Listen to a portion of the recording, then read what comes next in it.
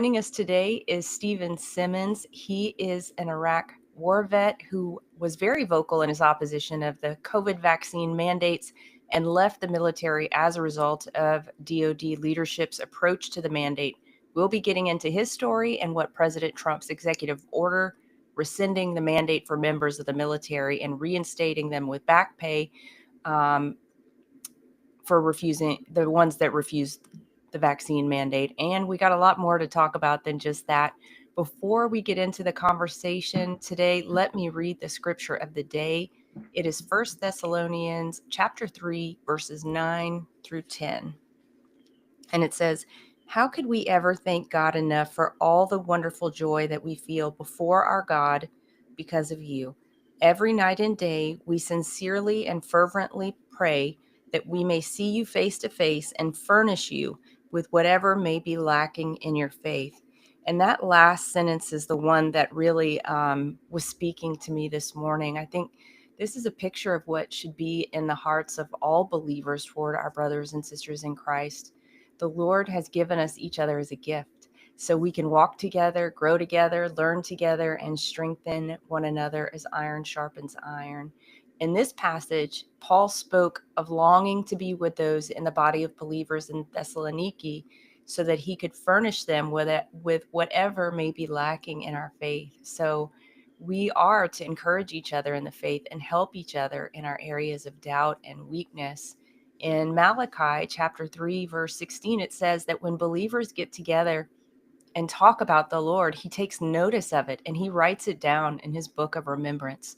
Isn't that amazing? That's how much it matters to him that we build one another up in our faith. He literally writes it down in his book of remembrance. Yeah. And we are, Danielle, gifts to each other. I Yeah. remember growing up, you know, my mom used to tell us, always remember, as the six to 12 children, she'd tell us, always remember that the greatest gifts you have are each other. And the closest you'll ever get to the divine is the human being sitting across from you. We tend to forget that. But truly, he created us just below the angels, they say. And so it's a beautiful reminder, Danielle, that we are gifts to each other. We should take care of each other, build each other up, and help each other on the road And to it ex- heaven. and it explains why division is such a strong tactic of the enemy, right? Because if he can get us to be fighting each other instead of him, then we're double weak instead of just, Yes. down one notch, we're down two. Down to, yeah, a house divided against itself cannot stand, as Jesus said. Yeah. Well, our guest today, as you said, Danielle, what a pleasure to have him with us.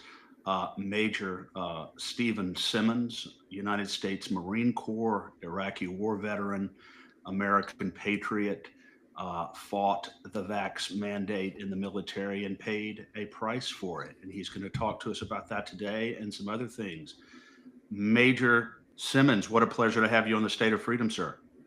Hey, Chris, thanks for having me. Danielle, thank you so much for both of y'all giving me a little bit of time to spend with you. And Danielle, powerful scripture there. I'm reminded that, whenever two or more are gathered in my name, I am also there. So Yeah. wonderful to gather with fellow believers. And, I'll just say, throughout the fight, having fellow believers and Christians to lean on and shoulder the burden with is all that got me and my family through. I believe it. Well, I absolutely believe that. Yeah. But, as my dad used to say, it's really, really, really hard to beat a Marine. Uh, and you're living proof of that. Stephen, tell us at the outset here about your experience with this COVID mandate under the Biden administration. Um, Obviously, you refused it. Tell us about the experience, and then we'll move from there. But I want our listeners to get a real flavor for what you experienced, the culture, and how you responded to it. Yes, absolutely, Chris. Happy to go through it there. Real quick before I get into it, Danielle, I'm getting a message saying I'm not being recorded. Is anything showing up on your end, or is it Darn. everybody?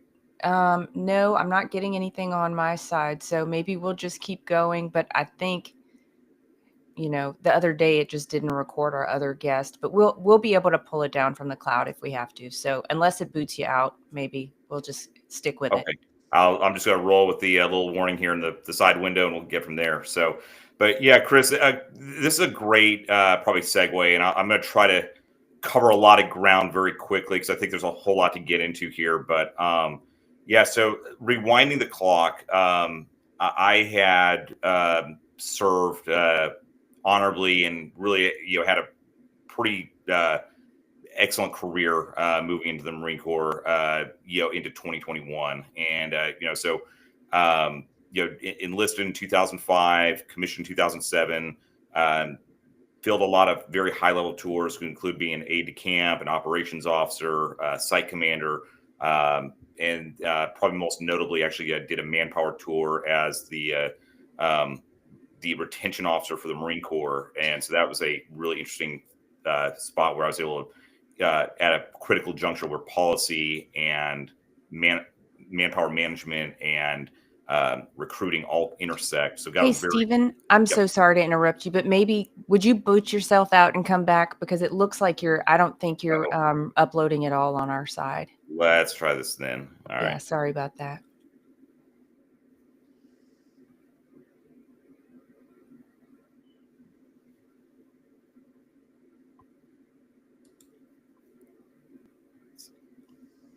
The tech gremlins have really been after us these last few episodes. I think we're 4 for 4 now. Yeah. Tech issues. It's okay. Oh, Satan, where is your sting? Oh, Satan, where is your victory?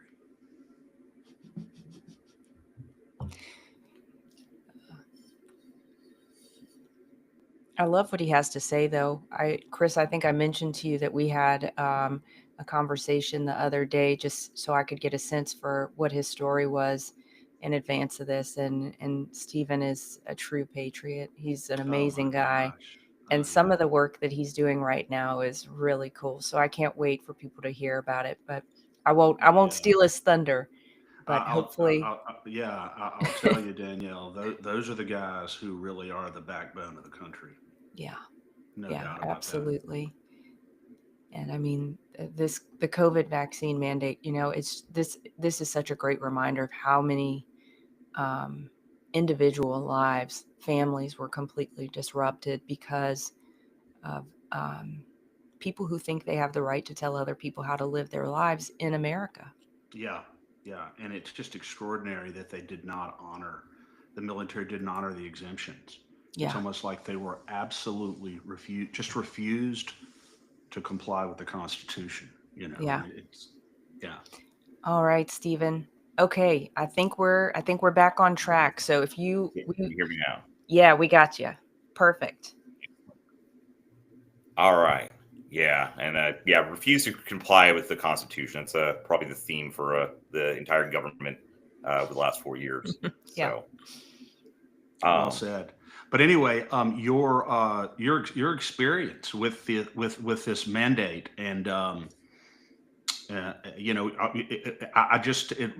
what I have a hard time understanding, Stephen, is how the military, and you can get into this, how the top brass in the military could just completely trample on the basic rule of law. And force y'all to do something clearly that was in violation of your religious convictions, of your conscience, but you stood up to us. So tell us about your experience. Yeah, Chris. So going into 2020, I was at headquarters Marine Corps and actually served on a COVID task force, no less, and was actually writing a lot of the manpower policy going into lockdowns and how to do all these different things. And there was, again, it was very interesting perspective there. I was one of the few people driving into work every day in Washington, D.C. My Jeep was on the road and, the empty highways of the dystopian society there. So there was a basic, understanding of balancing rights and what we knew and didn't know. And what we've found out since then was, nobody knew what they were doing, and there was some very nefarious actors that knew exactly what they were doing. But getting to 2021, it became very obvious that the new administration, the Biden syndicate there, had come in, and Secretary Austin immediately announced his extremism purge of the ranks, and he was going to go after extremists in the military because that was a perceived problem. And I don't think anybody really thought much of it, but then almost immediately we had two other events happen, and the first was the Afghanistan disaster that was just absolutely criminal. What happened there, the ineptitude and malfeasance exhibited by the military leadership was just sickening, and we lost a lot of good Marines because of it. Following up almost immediately after, and I suspect they might have rushed this to cover this up, but they instituted the vaccine mandate. This was about August of 21. Stephen, just quickly, you said we lost a lot of good Marines as a result of it, meaning Marines lost faith and leadership and said, I'm washing my hands of this. Well, no, not quite, Daniel. We Marines died. Blood is on the hands of leaders because of that withdrawal and how poorly executed it was. Marines lost their lives because of it, and it's unfortunate. I think a lot of others, definitely that was the first disillusionment they saw. Had a lot of veterans who'd fought the 20-year war, and then seeing it end like this, that was not expected. That was a moral injury that hurt a lot of people, but there was physical harm and death that our leadership was it 13? It was 13. That's correct. And I think there was a Navy sailor in there as well, so I'd be remiss if we didn't recognize our brothers and sisters in arms. But it was unfortunate. So right after that, the vaccine mandate came in, and it was very quick, very rapid. Up until that point, it had been voluntary, and there's a whole lot of legalities with emergency use authorized drugs and things like that we could get into if y'all like to. But it was basically, hey, if you want to take this, you can. And there'd been a little bit of pressure starting to build, but nothing coercive. But that all changed in August of 2021. They said, you will comply. We will have 100% compliance.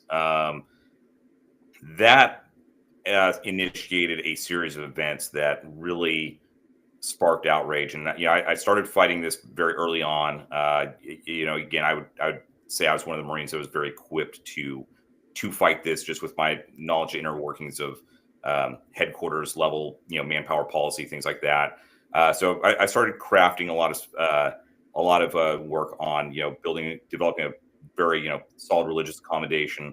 Also, early on, engaged with both Congress and the media. I was one of the first individuals to go onto the media and actually get some media attention. And as far as I know, I'm the first to actually sound the alarm on manpower readiness and what these policies, the impact that they were going to have on the actual manpower readiness, and what that was going to impact. And it was very subtle. A lot of these interviews, I was under a pseudonym, sometimes with a voice modulator or something like that. Also had my wife doing a lot of on-air time or talking to folks, because again, they were looking for everything. And there's a coordinated effort to isolate everybody. As far as I knew, I was the only one fighting this, and I'm just a voice crying out in the wind. And Stephen, just to, sorry to keep interrupting you, but I keep wanting to pull on some of these threads. But when you say that you were raising the alarms about what this would mean for readiness, do you mean that, and it may be both, but one thing that came to mind was that the vaccine could harm people, and so they wouldn't be ready. And then the other one is it's not the right of the military to force people to take anything they don't want to take. So you're going to start losing manpower as a result of these forceful policies. Yes. So both. And there are two key events. There's a major whistleblower that came out of the DARPA who sounded the alarm that these vaccines may be more dangerous than we think they are. They're basically said they're based on a bioweapon, and it's starting to look pretty good. So there was some evidence there that this was more dangerous than it looked like. And statistically, at that point, even in 2021, we knew that COVID was not impacting military-aged men and women who were really in the peak physical condition. At that point in time, the Marines had not lost, like no Marine had died because of COVID. I think they went and classified one as a COVID morbidity later on, but that was there may have been some other factors involved there. Not completely aware, but getting into the readiness conversation. So there was a real threat to the force. I remember having a great conversation. One of my counterparts, I'd since moved on from Manpower, but one of my counterparts I worked in Manpower policy with, very smart individual, but we had actually talked about, in theory, ideally, if we don't know, maybe half the force should get vaccinated, half the force should not. So that way we have at least a force that's ready to go one way or the other. Right. And he took the vaccine, but he was also under the impression it is a right. What happened in my body, my choice. Service members have a right to choose what they put in their body and what they don't. So just like every American does, your rights don't go out the window just because you swore an oath to the Constitution, contrary to popular belief. So fast forward, what I was really getting at, though, was we saw enough data and recognized that there was a good number of individuals that were probably going to be discharged because of this. And we estimated it was sitting between about 15-20% at the time. And this was going to cause a massive reduction in force and strength, because what happens is the military, it's all about how many people you have. And if you have less people in the same amount of requirements, whether that's deployments or missions or anything else, that means you have less people doing the same amount of work, and that degrades readiness further. Means parents are away from their kids more, they choose to not leave, and it becomes a cascading effect. So there's a real immediate readiness alarm when you see manpower numbers going down like that. The other side of it is this also presented a generational crisis to recruiting. And what I mean by that is, if we choose to pick out, say 10% of the force that, is, decided they're not going to do this, now we're going to kick them out. But this is also generally speaking, your rural and suburban families. This is where they come from. They are practicing Christians, and they're strongly rooted in their community. If you kick them out, there's a strong likelihood that their cousin, their nephew, their children, who the military depends greatly on, generational recruitment or legacy recruitment, those are going to be alienated as well. So, this is a generational impact that we're talking about when we kick people out like this. Yeah. And we saw this similar effect happen with Vietnam, where veterans in Vietnam got burned, and it took really up until about 2001 for the military to fully recover from that. Some of the choices that they made there, and now we're repeating the same mistake, but in a lot of ways even greater, because we're alienating the very people that you absolutely want to have serve. Yeah, Stephen, you were in the minority, the vast minority in your resistance to this. Most of the soldiers complied, and is that correct? Most of the Marines complied with this?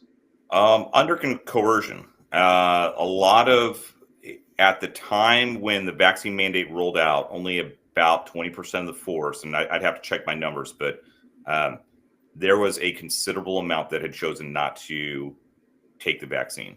Okay. And at that point, I think that's where they decided to get very forceful about it. And then with that came a lot of coercive, well, you'll be in this line. This is your appointed place of duty. If you don't have the vaccine, you cannot go on leave. You cannot leave the barracks. So there became a lot of coercive behaviors that the military leadership implemented to start forcing people to comply. And then at that point, there's a lot of laws that surround, again, this is still an emergency use authorized drug. Yeah. and there are risks associated with that. So, medical laws are very clear. Like a doctor has to explain to you all risks associated with something before they give it to you. And, we saw a lot of gaslighting, a lot of efforts to not tell service members, all the potential side effects or unknowns during this thing. And, it's only been now revealed even more that, the pharmaceutical companies and the CDC were very well aware of some of the risks associated with it. And they proceeded with mandatory vaccination anyway. So while I'll say I was in the minority of fighting this, there was a vast majority of service members who did not want this or were coerced into getting it. And, I think there's different groups. I think you probably had some true believers that, felt like, hey, it's safe and effective. It's fine. You had probably a group that, I don't want to say they didn't care, but I think, okay, fine. They're making me, I don't want to lose my job. Yeah. I'll just go ahead and get it because, I've got I've lined up for every other one. Yeah. Yep. Yeah. Exactly. I've lined up for every other one. Fine, I'll do this one too. And they weren't willing to risk their career, and I don't blame them. Like, it's that's a mortifying position to be in. To kill someone's livelihood is to kill them, and to threaten their livelihood like they did. Many had to comply just to make ends meet, and so that left me in a very small minority. Then it was saying, hey, wait a minute, this is wrong, and we need to do something about this. Yeah. Now there are well-established, Stephen. I saw something that you had a 5-minute clip on YouTube. You talked a little bit about the exemptions. These well-established constitutional, religious, and exemptions of conscience that apply to the military as much as they apply to the civilian world. Why did the military not, two-part question, why did the military not honor the exemptions? And would that have resolved the issue largely if the military had honored the religious exemptions that were asserted by these soldiers? I think so. So there are really three general categories of exemptions. Ethical, just somebody saying, hey, I don't agree with this policy. I'm legally protected. There is religious accommodations and exemptions, which I think made up the majority of these, and I think was probably mostly because it was the easiest process. I think we saw service members fall into any two of these categories, and I think it was usually religious and ethical, or religious and medical, and then finally there's a medical exemption that service members had. For example, a female service member who was expecting might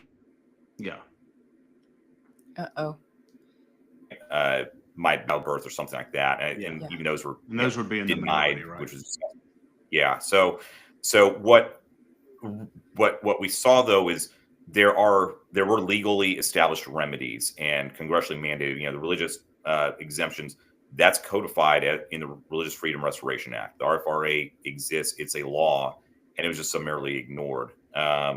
We also saw the process being weaponized against service members, where chaplains were actually being coached more in interrogation methods. And, I had to actually go in front of a chaplain and explain, my, religious practices in depth. And, he was attempting to find flaws in it, to the point of, quizzing me about, did you eat an Oreo? Did you know there's bad stuff in there and things like that? And, oh my gosh. Yeah, it was terrible. And it goes back to the betrayal of trust that the violation of the social contract with the military, where a chaplain's job is to enable a service member to practice their faith while in uniform, and they were obviously being used to push service members into that. Ultimately, most chaplains, I think, did the right thing and at least acknowledged, yes, the service members have a sincerely held belief. But then after that, you follow the process, and you get into the process of like the religious accommodations, and I'll get into this a little bit Stephen, here. It's completely inappropriate to have a chaplain interrogate you and decide whether your beliefs are strongly held or not. What a crock of crap! It is it goes against fundamentally everything, and any Christian chaplain with any level of theological training at all would know. Above all, you cannot violate your conscience, and that should have been the end of it. That should have been the end of it. They should have never even involved the chaplains unless people wanted counseling. I mean, Correct. that's what they're really there for, right? You said to enable people to practice their faith, not to decide whether they have faith. Yes, and if anything, and there's some issues. Like I think there were some chaplains at the top that they should have resigned their commission in disgust instead of presiding over what became a religious purge. And I'll leave the names silent for now, but those individuals, I hold them in very low regard because they were standing by, and their first job should have been to advocate for these service members who are attempting to practice their faith. And Stephen, these chaplains really should be held to an even higher standard, because they are purporting to represent, presumably in most cases, the Christian faith, Jesus Christ, and they are betraying the trust that was invested in them. They are betraying their oath to their faith, to their God, to their Lord, by allowing themselves to be used as instruments of exploitation and manipulation and abuse. And as Chris, a Christian, it's not just I'm sorry, Chris, it's not just the military chaplains that did this. We saw big name pastors and I think even the Pope came out and said this is your duty to your fellow neighbor. You're exactly right, Danielle. You're going to kill your whole family, and grandma's death is on your hands if you don't take this. Oh yeah, it was definitely universal almost, but I'm talking about specifically within the context of the military and the chaplain's duty to the soldier, which was an abject failure and a betrayal of his responsibility to our faith and to his God. Was that a bit disillusioning to you? I'm assuming, I think, and I think like to a smaller extent, I'll talk chaplains in a larger extent, like everybody else. I think the chaplains and there's the leadership of the chaplain corps should have seen this and fought this really unto great pain to themselves. Did any of them? Did any of the chaplains? The junior chaplains did. There were some fantastic young chaplains, very bold chaplains who professed their faith. One very dear, close friend of mine, went anonymously onto Fox News Digital and what sounded the alarm on what was happening to the chaplains. Several others joined a pretty massive lawsuit that were chaplains only, because the chaplains were being compelled to go against their conscience as well. And so there are some young ones. And again, it's interesting that the younger, chaplains that maybe, arguably shouldn't have known any better were the ones fighting this. But then the old guard, the ones that, had a lot of brass and had a lot of access and would have been in a position to influence policy, all complied, for 30 pieces of silver. Yeah. Seriously. And, I think the other part of this is, and you mentioned like the larger denominations and things like that. I think we're only now finding out, and I suspect that you see a lot of the larger denominational silence or compliance was very attached to dollars that were coming from Health and Human Services and this small little group called USAID that we're now finding out about. And I think that deserves a much closer look. That's probably a topic for a whole nother section later on. Yeah, but I agree with you. Absolutely. So would you just kind of round us out on where you landed, how your story came to, you ultimately leaving the military? Yeah. So,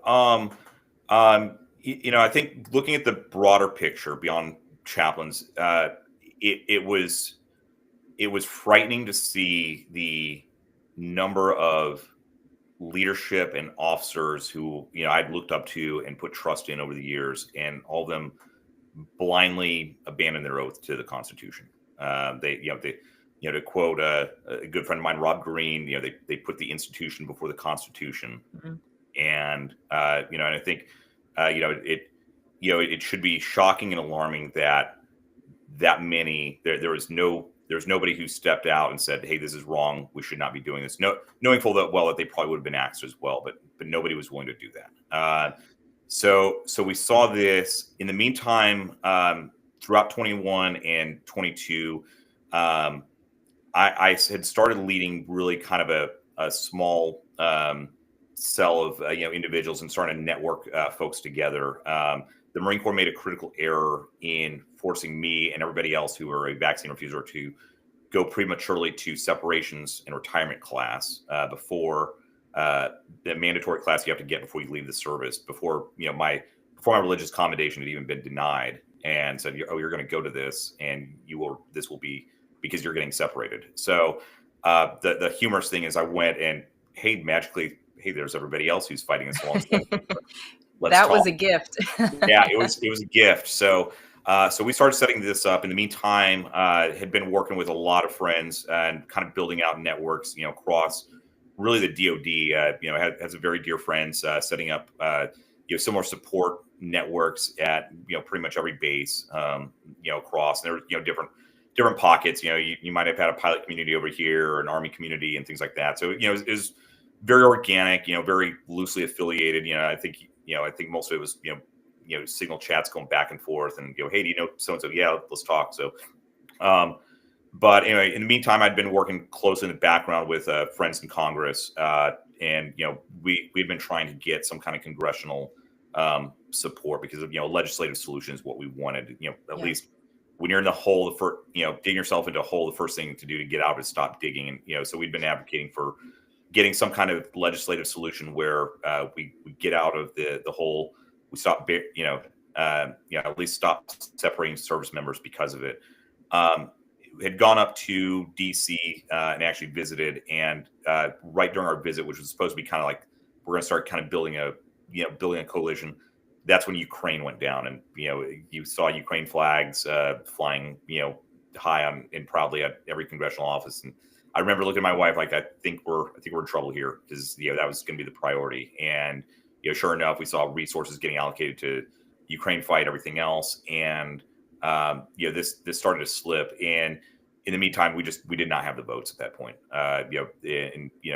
By early to mid 22, we were a fringe element in a few media publications. We had about 3 allies in Congress, 2 in Congress, 1 in the Senate, that were vocally opposing this, and it was very very forbidden to even talk about COVID noncompliance. If you recall the suffocating media stuff like that. So in the meantime, my religious accommodation, 30 plus pages of very theologically sound writing was denied. Just one sentence, your accommodation was denied.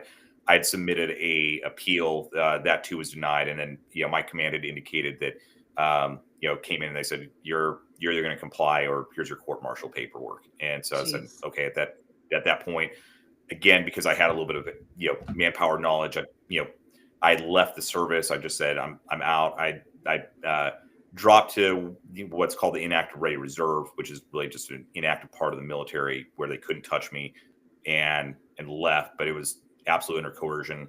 For the record, 17 and a half years. I had 2.5 years left to get to 20 years, which would have given me what would have been equivalent of about a $2.5 million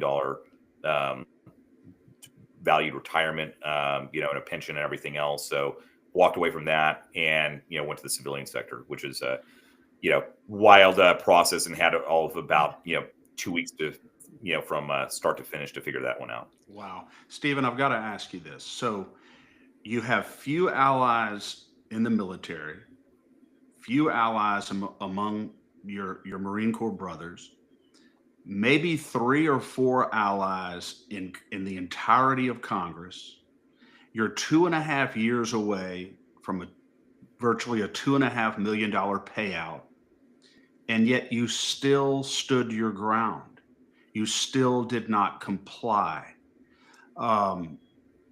What was it? Where did you learn? What in your background, your upbringing, fortified you and gave you the courage to hold out like that when it looks like all the weight was against you? What gave you the strength to hold on? Because I'm asking you this because I guarantee you that you gave inspiration not only to other Marines, but to other soldiers who heard about you and what you were doing. And you not only didn't comply, you were vocally resistant to it. Where did that strength come from? Yeah. So it comes down to faith. Like, I'm convicted in faith. I'm convicted in my faith. And, I go back to, if you're a Marine in combat, you have to do the right thing no matter what. And that's the only way that you come out of combat and can look yourself in the mirror and live with yourself. And I knew I was right theologically. I knew I was right legally. And I also knew it was the right thing to do because socially, like we made a contract with these service members, and I didn't take the oath to the Constitution to support and defend it when it's convenient to me. I took it to support and defend it when when it's under threat. And our Constitution, weathered the greatest assault over the last 40 years than it ever has before. At least since the founding of this country. Maybe arguably the War of 1812, but. Our Constitution was under assault, so I fulfilled my oath, and I wasn't going to be deny my faith because that would be a moral injury, and I wasn't going to ignore that oath I took because how then could I look myself in the mirror? Yeah. And Stephen, I think I feel like you and I are birds of a feather, and if someone is trying to paint me into a corner, and I'm getting this sense from you. They are not going to win. They are not. Like, I will not, whatever it is they're trying to make me do, you can just about forget about it. Yeah. I'm pretty sure you could probably talk to my wife and she'd have some choice words about my opinions. I bet. Look, we're all a work in progress. We're all a work in progress. I was about to say that. But Stephen, the basis for your resistance here, was it because intrinsically you knew that this mandate violates the rule of law, or was it because you were afraid of the potential physical adverse effects of the vaccine that you had learned? So and that's kind of like there's a revolving door, and there's a lot of personalities in this fight. I know y'all talked to a few others as well, and I think there's a lot of folks have kind of that one thing that they latch onto. And I kind of jokingly will, tell my wife sometimes, juggling bowling balls, between the different priorities there. But, for me, it comes down to readiness. The Biden administration deliberately purged the military of some of its best and brightest. And these Marine soldiers, sailors, Airmen, Space Force folks, they were the best among us, and the Biden administration pushed them out, A, because they were politically inconvenient, B, because they were politically opposed and were practicing Christians, and this was a political purge. Make no sense about it. So what ended up happening is between 2021 and 2023, the military lost 95,000 service members. Not replaced, lost. You can check the numbers, in the DMDC, the Department of Defense Manpower Data Center. We net lost 95,000 uniformed service members between that time. That is just to put in that perspective, that's 95 battalions worth of Marines. Nice. That's a massive amount of readiness hit. So, I'm looking at this and saying, we're coming out of what looks like a very potentially was some kind of failed biological weapon attack. We've got a very weak administration, and now we're silently pushing out some of our best and brightest and losing this much manpower. We are at risk as a country. And our adversaries would more than gladly take advantage of it. I think it is by the grace of God that we did not get attacked over the last few years, because I think that our readiness was abysmal. I think it still is. It's getting better, but for me, it came down to manpower readiness. But there was an element of law. There was an element of faith. There was there was a lot of concerns that went into it. But I think for me, it was like, how do we get the readiness and how do we protect readiness? And this was not the answer. Yeah.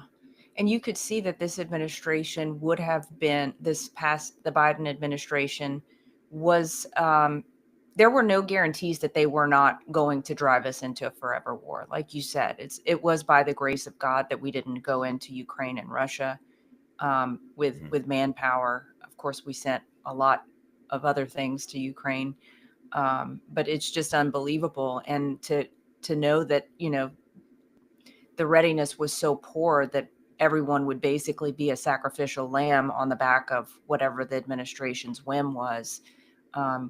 That's a pretty weighty thing to look in the face of. Yeah. And Stephen, just maybe let's get into Trump's executive order. It was welcome, obviously. I think it happened pretty quickly in terms of his days in office, but it was a long time coming for the service members who were separated from the military. Would you speak to the practical implications of the mandate for those who left as a result of the mandate, whether by choice or by force? Yeah, absolutely. And we can get into this, Danielle. Actually breaking late last night, we finally got a hold of the SecDef memo, kind of going into a little bit more detail on awesome. what the process is going to be. So I'm happy to get into that as well. Trump's executive order, and I think incredibly thankful. Like I think this was a big campaign promise, and I was thrilled to see, like, he talked about it at his inaugural address, and it was signed almost immediately. Like, get this going, get this fixed. So I think President Trump knew this wrong had to be corrected. The entire executive order was pretty broad and generic, and I think it what it did was, I think it addressed the issue, but I don't know that it addressed. I think it addressed the symptoms very well, but I don't know that it addressed the cause. And so I think, as we look forward, that's where we're going to want to get into some of these, like, how do we fix this cause so this never happens again, and all that. So going into the executive order, there's three main parts. It was, President Trump uses the term discharged instead of like saying like, involuntarily separated, meaning the sort of, recognizing that, hey, if a service member got pushed out because of this vaccine mandate, they're eligible to come back. And, I think they left a lot of room as well. Hey, if you just left the service, let your time elapse, and you sign a statement, you can also come back. So I think, it's very much a restoration and a goal, or, it's a retention play to get people to come back in. And, there was some language in there to, provide back pay, make whole so many service members and what they experienced. I think, just speaking broadly, I think there were lives turned upside down. And, the military services are reporting about 8,400 service members were involuntarily separated, but we know that that's a incorrect number. Based on the 95,000 number I shared, the practice the military was doing is, when a enlisted service member gets ready to re-enlist, they have to re-enlist usually in 4-year terms. As soon as they would come back and choose to re-enlist, 3 or 4-year re-enlistment, they have to show that they're qualified. And what the military would say is, well, if you didn't take the vaccine, you're not qualified. We're not going to approve your re-enlistment. So my question is that a voluntary separation, or is that an involuntary separation? Because the military wouldn't approve that. Similarly, we look at, a lot of cases where, you can leave, or we're going to charge you with federal crimes in a court martial. Is that really a choice at that point, or is that a voluntary or involuntary? I think there's not much nuance being spelled out yet. I think we're going to get there. Even potentially early retirement, right? Because there were a lot of great people who would still be in positions of leadership had they not been forced to retire, and they were just able to retire, thankfully, but not the case for everyone. Yeah, absolutely. And I think we had, a lot of really good leaders who should have arguably been our next flag officers and general officers who instead chose to retire because they knew they weren't going to get anywhere and they were going to get forced out, so they retired early. You had folks of all ranks being separated, so careers cut short. And let's talk about financial implications as well. You had service members who had to sell a house, they had to leave what was a career, now go find new employment. They could not go work for the federal government because the federal government also had those mandates, as well as every federal government contractor. So finding new employment was very difficult because traditionally, military service members, especially the more tenured ones, very likely they're going into some kind of contractor role or something with, supporting government or defense industry. That is their profession.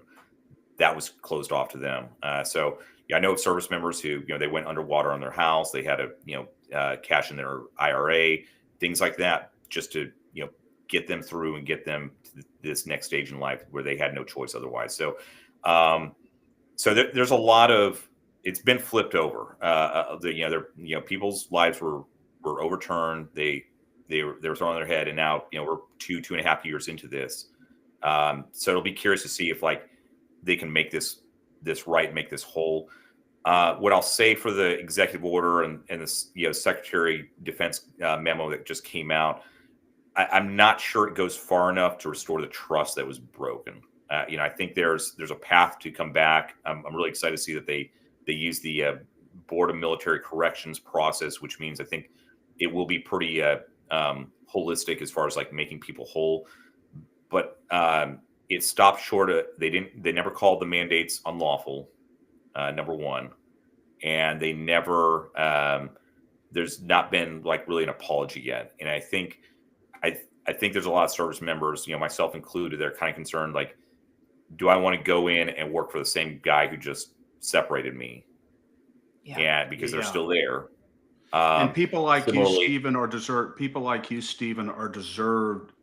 deserve a formal apology from the United States military. There's no question about it. You deserve a formal apology because of the gross violation of the Constitution that occurred here, and the effects that it had on you and so many other soldiers. There's no question about it.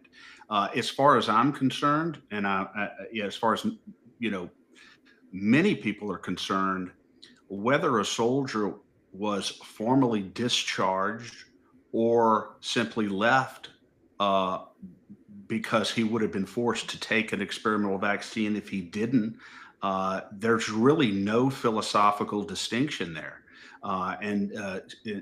So to the extent the executive order does not clarify that any soldier who was either formally discharged or left under duress, all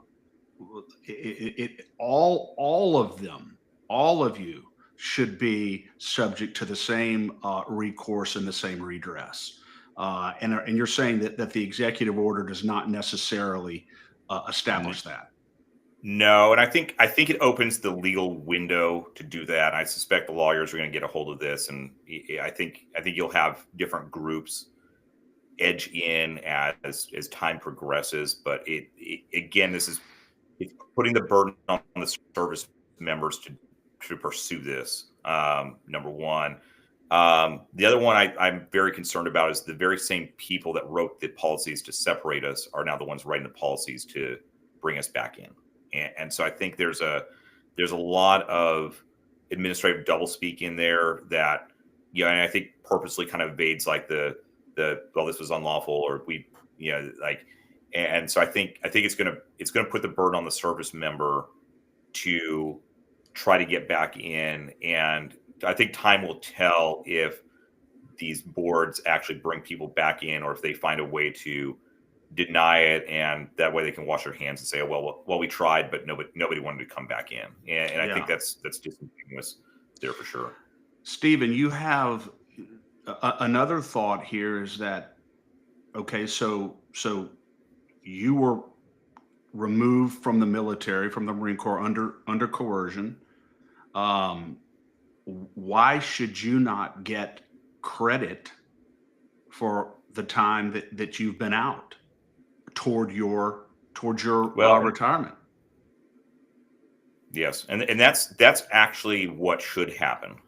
So going over the board's process, if the boards find favorable and agree, and I've got a lot of documentation that says involuntary separation and all kinds of fun stuff. So I think, my particular case, I think a lot of other service members, if as long as they preserve the documentation, it's going to show that the Board of Military Corrections or Board of Naval Corrections, they will go and what this executive order does refer to is reconstruction of service, which means they'd have to bring people back in as if they'd never left. So that's the point. In my case, yeah, correct. So in my case, or any service member's case, if you left in 2022, they should be back paying you, reinstating you at least at your current rank, and likely making you competitive. If you missed a promotion, they're going to have to go back and do a supplementary promotion board and determine if you should have been promoted at that time.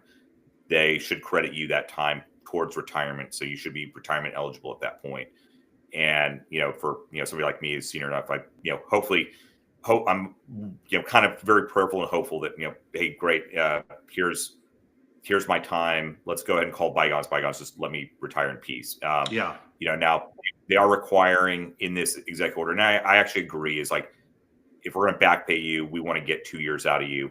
Yeah, that's fine. That's a good retention move. Like, let's get people back in. And I think that's, Secretary Heggs has larger play of recruiting numbers are good from the baseline, but we have to fill the middle ranks as well and get our force healthy overall. Like, it's not enough to just bring in new recruits, but we've got to bring in experienced warfighters at all levels to kind of refill and invigorate the DoD. So I think that's the game there. But I think the question is, how narrowly defined are the boards going to actually look at these service members, and are they going to find a reason to say no, or are they going to find a reason to say yes? Yeah.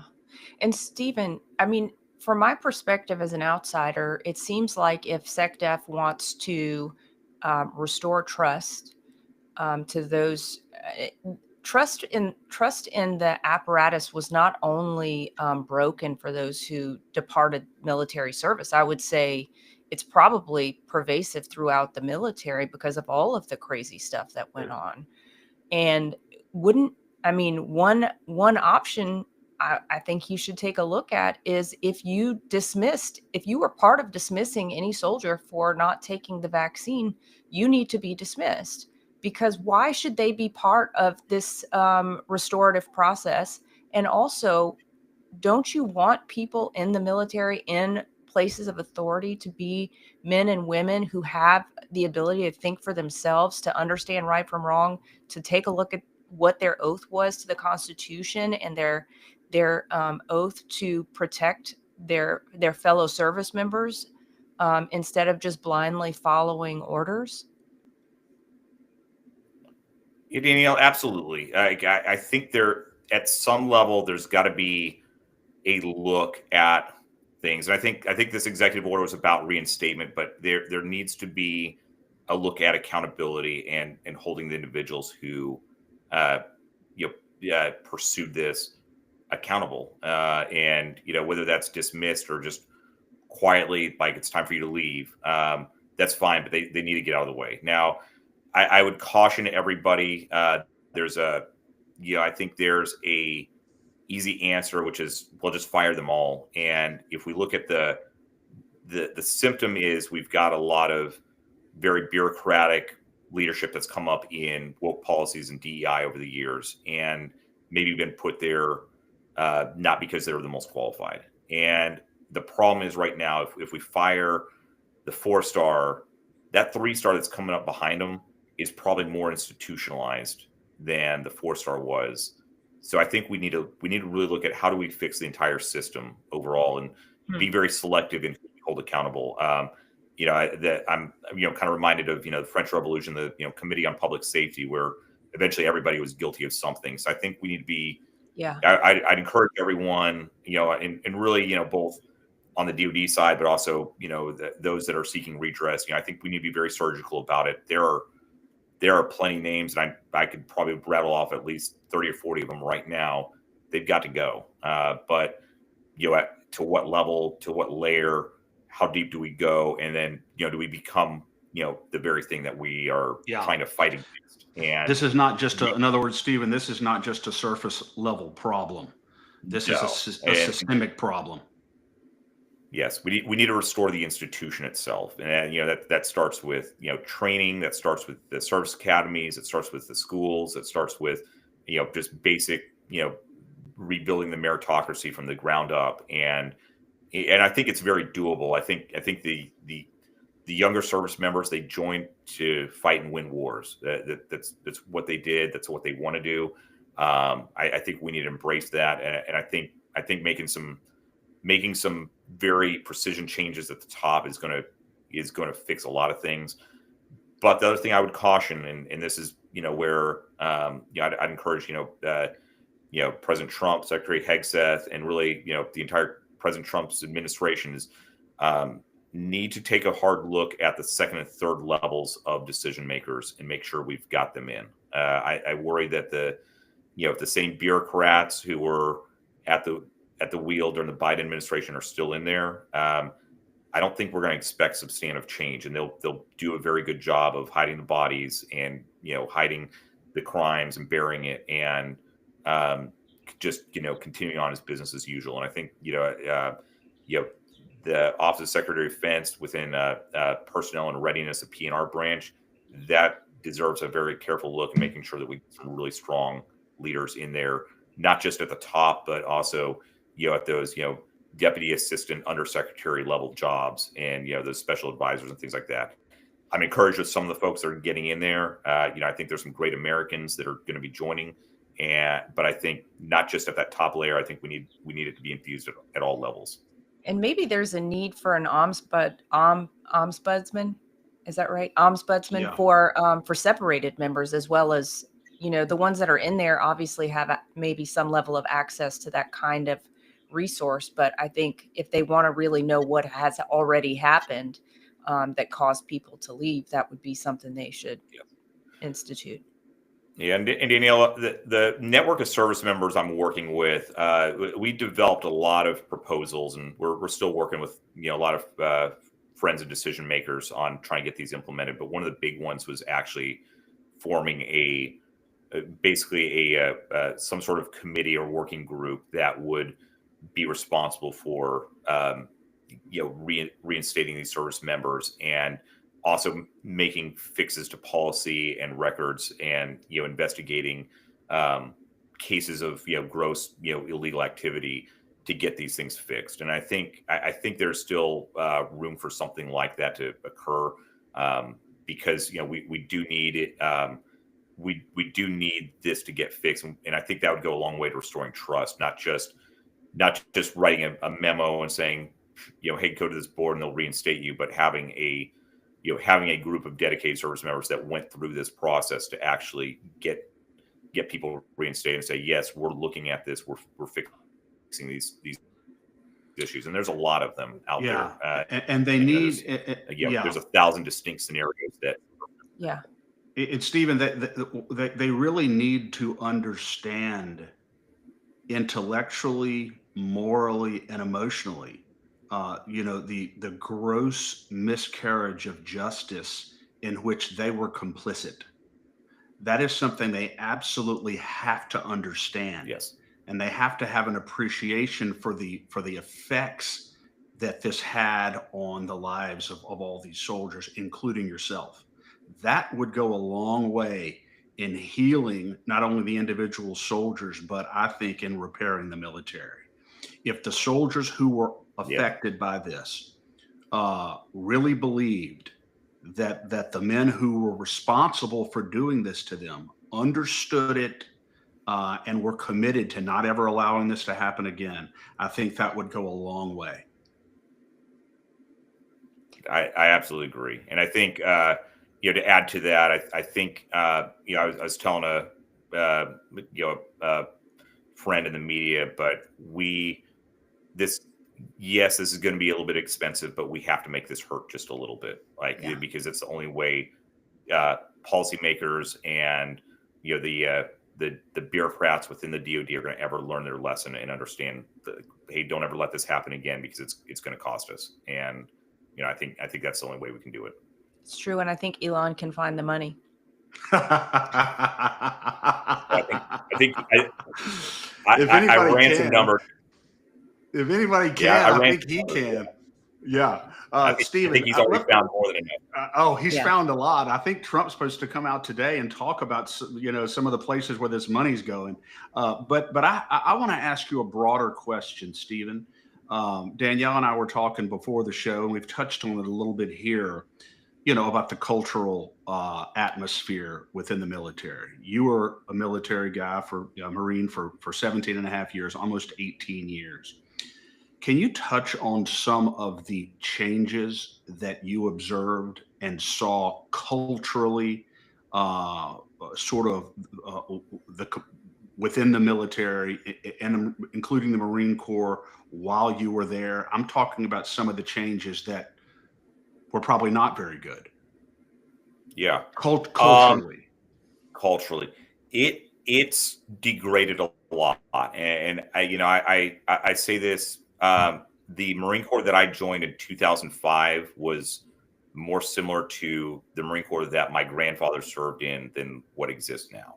And the cultural rot, the cultural war that's really infused all our society is also, infiltrated the military ranks as well. And I saw it firsthand, going through, young enlisted Marine to an officer, and then really saw it start to take hold, arguably even, towards the end of the Bush administration, and, definitely during the Obama years. And I think, what we saw was there's a few different things that happened. And number one is the long war that we fought, we got very good at managing conflict instead of winning conflict. So it became this cultural rot of just, great, we have this war, we'll go deploy, and you'll get, a medal, and then you'll get promoted and go to a higher rank, and then you'll go deploy again. And so we created this, the very opposite of a meritocracy, where, this, just as long as you pay your dues and do this, you'll get to this next grade. And where we saw the what I observed very, very much so is like there's 2 or 3 areas. And the first one, is talk about the meritocracy. Like that's a big one. The next one was really the lack of the risk aversion that started to infuse our military. So we went from a military that, if you showed up late to formation and upset your sergeant, you're probably going to do some push-ups out back, and you're going to hate your life for about 24 hours, but you were fine otherwise. You learned your lesson, you never do it again, and there was no bad paperwork that followed you. That went out the window as many of these policies and laws kind of took effect, especially under the Obama years, but it had started creeping even during the Bush years. But the Obama years, you started to see this risk aversion where the sergeant wouldn't dare lay a finger on you. They would just go ahead and write paperwork. And that's problematic, because now we get into this risk averse culture, but this zero defect mentality. Now, Lance Corporal Simmons got, 3 page 11s written up. We're not going to reenlist him. He's done. And what would have been otherwise a very promising career is over before it even started, because, you took a young man off the streets and probably just needed a little bit of extra, encouragement. But now such a great point. That's such a great point, Stephen. The only thing I can relate it to, since I'm not a military guy, my dad was, but when you were telling that story, I was thinking about, just high school football. It was very intensely competitive when I was playing high school football. And, we messed up sometimes. We weren't supposed to drink beer during football season. There were 2 or 3 times when we did that anyway, and our coach found out about it. He didn't go tell the principal. We didn't get written up by the administration. We didn't get suspended. We were running lines until we vomited on the upper field in football practice. It never left the coach. It never left the team. And we didn't have long-term adverse implications academically. Right. And what you're saying is that's the way it used to be in the Marine Corps, but that's not the way it has been recently. No, and I mean that's long gone, unfortunately. And I think it's and that's a very micro, small unit leadership example, but on a larger Yeah. level, we see this across the board where there is absolute risk aversion. There's forms, there's documents, there's paperwork to take care of, and so our young lieutenants, our officers are being trained to be good bureaucrats instead of good leaders. And they're very very wary of making a risky decision versus just let me fill out paperwork so I don't get in trouble and so I can get promoted and go to the next rank. So I think there's this culture of risk aversion that has to change. Now, again, I think at the top, I'm very encouraged to see. I think with President Trump's leadership, with Secretary Hegseth's leadership, I think that's starting to transform. And I think we've got some really smart individuals coming in as senior advisors within the Department of Defense, and I think they're gonna fix some of that kind of stuff. But I think we've got to fix this, this bureaucratic culture within the military. And then finally, there's just the absolute cultural moral rot. It's not surprising that during the COVID purge, in the wake of that, we actually saw sexual assaults in the military go up.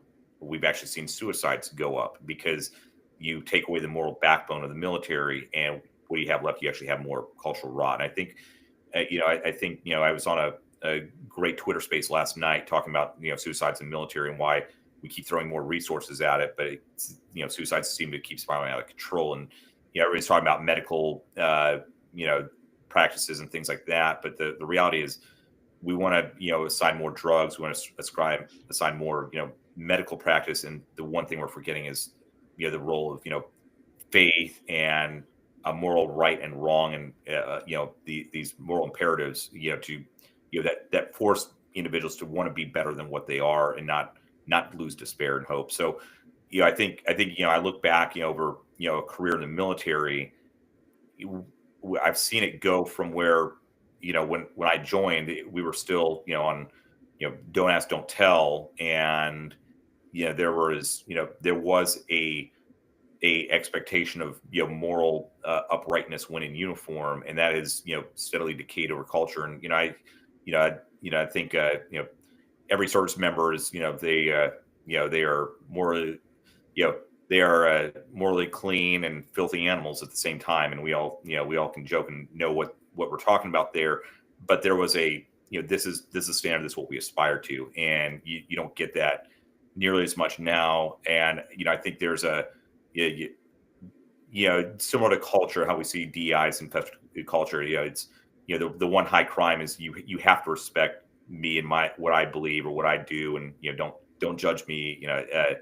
And so that takes away the fundamental part of the military, which is instead of the military trying to be like everybody else, the military should be the military, and everybody should be trying to attain the standards of the military. Yeah. And so I think if we can shift that mindset back to we're focused on war fighting, we're focused on winning wars, people are going to want to come to that. Young people want to be a part of something bigger.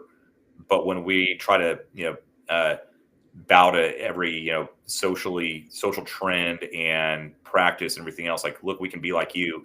Now we've conformed to everything except the one thing the military needed to be. And I think we've seen the military try to conform over the years. And then finally, I think there's just been a steady decline in priorities. Like, I think we see more and more mandated training every year where, it's, learn about, how to respect somebody else's beliefs, learn about this, that, and instead of, so I think what we see is, unfunded requirements being placed on the military that are not war fighting specific.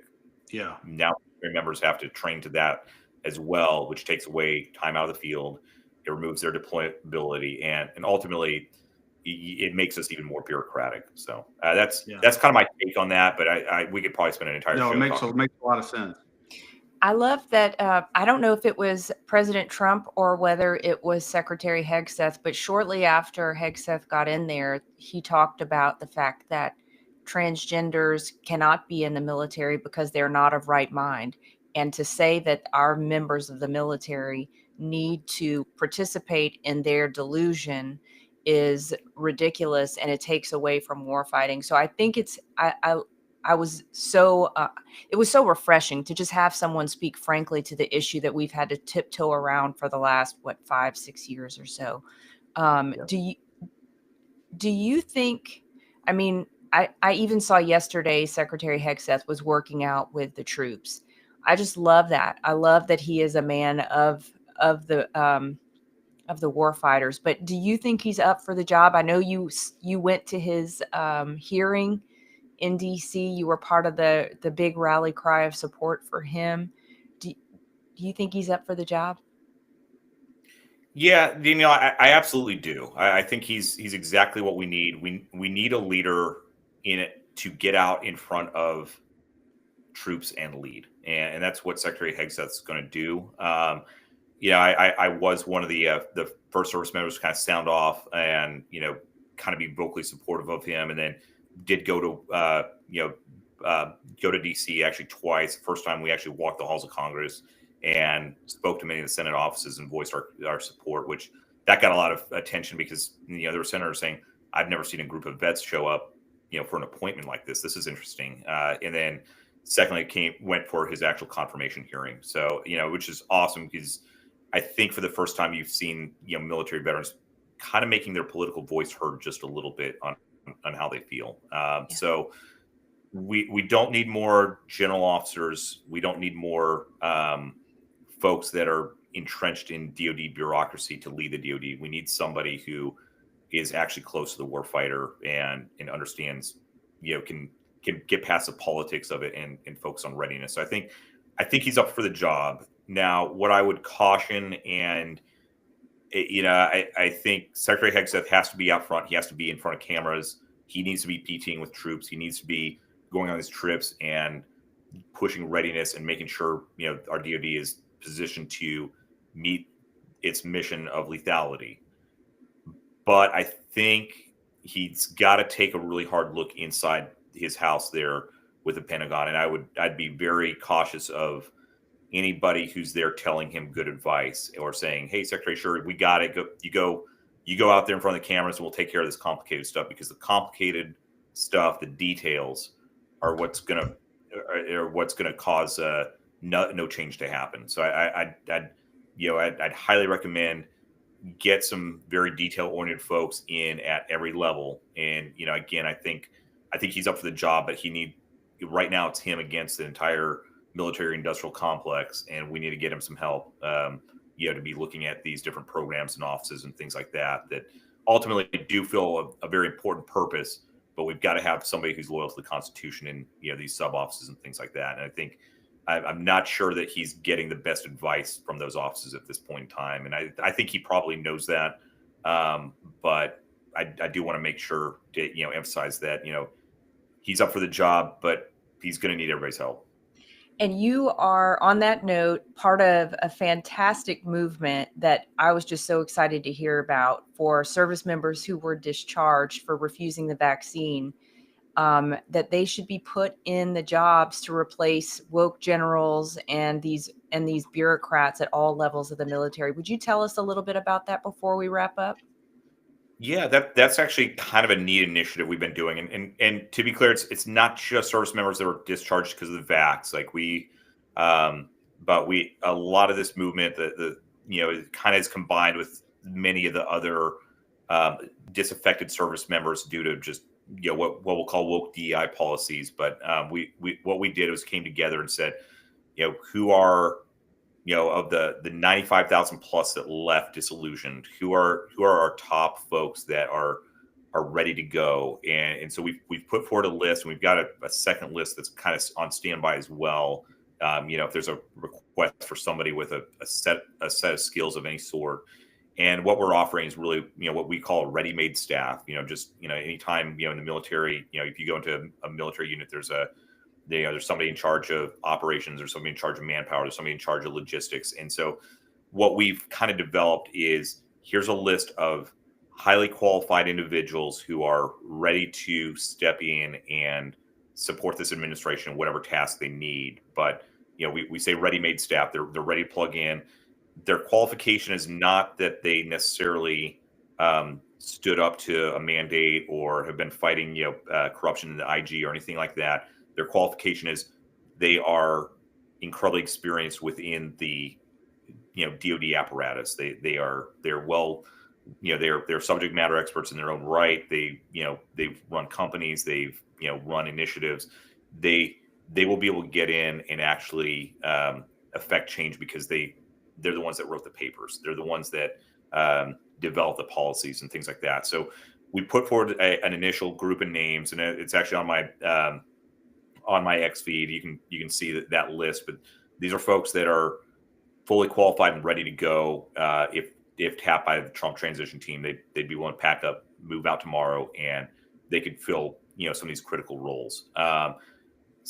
Secondarily, but very important, is we also every one of these individuals showed themselves to be of the highest moral character. They put the Constitution first. They didn't drop the institution. They didn't choose to ensure a retirement and a comfortable life with a good dental plan. They put the Constitution first. They're proven to do that.